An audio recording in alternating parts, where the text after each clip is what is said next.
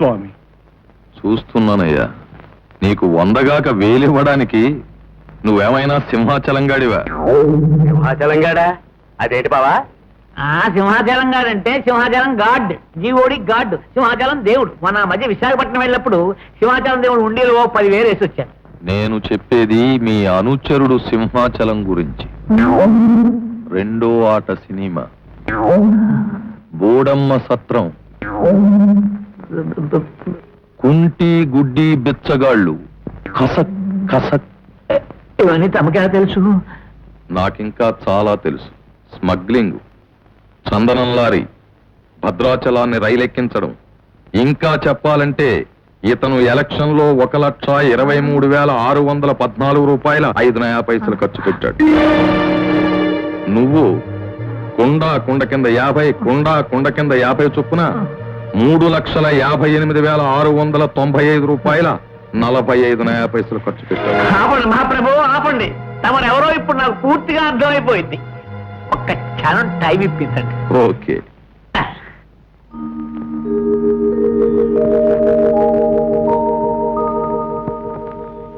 ఇదిగో sir, hard cash.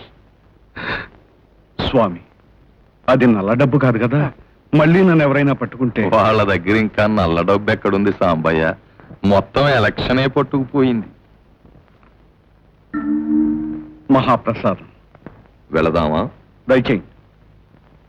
వెళ్ళొస్తాం.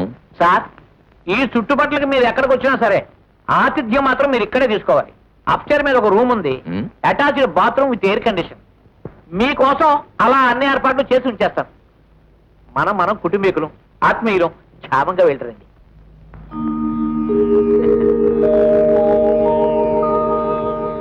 అది వేలు పోతే పోయాయి గాని బావా, సాక్షాత్తు ఈశ్వరుని చూశామయ్యా. ఈశ్వరుడా వల్లకాడ? వాడు సెంట్రల్ సిఐడి ఆఫీసర్ అయ్యా, సిబిఐ.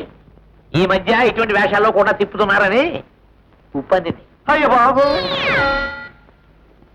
అయితే ఇప్పుడు ఏంటి చేయడు బావా? నువ్వేం భయపడకు, వాడు పొలిమేరలు దాటడు. ఎలా? సింహాచలంగా లేడటయ్యా, వాడిని పిలిపిస్తాను, తప్పిస్తాను. భాగ్యం, భాగ్యం. బాబా ఏమిటండి హడావిడి? హడావుడి కాక మరేమిటే, నీ నోములు ఫలించాయే. ఇదిగో నేను మీ అన్నయ్య అడిగిన 10,000. 10,000? 10,000. ఎన్నడైనా కళతో చూసిన మొహం అయితేగా, ఎవరి కళ్ళైనా పడతాయి కానీ జాగ్రత్తగా దాచిపెట్టు. ఇది ఈశ్వర ప్రసాదం.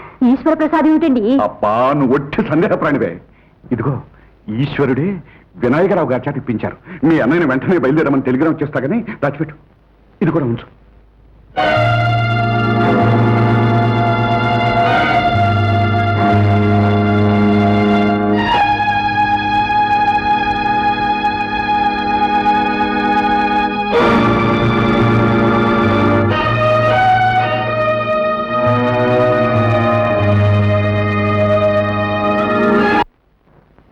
ఏమండి, ఈ రంగు అమ్మాయి ఒంటికి నిండుగా ఉంటుంది కదండి?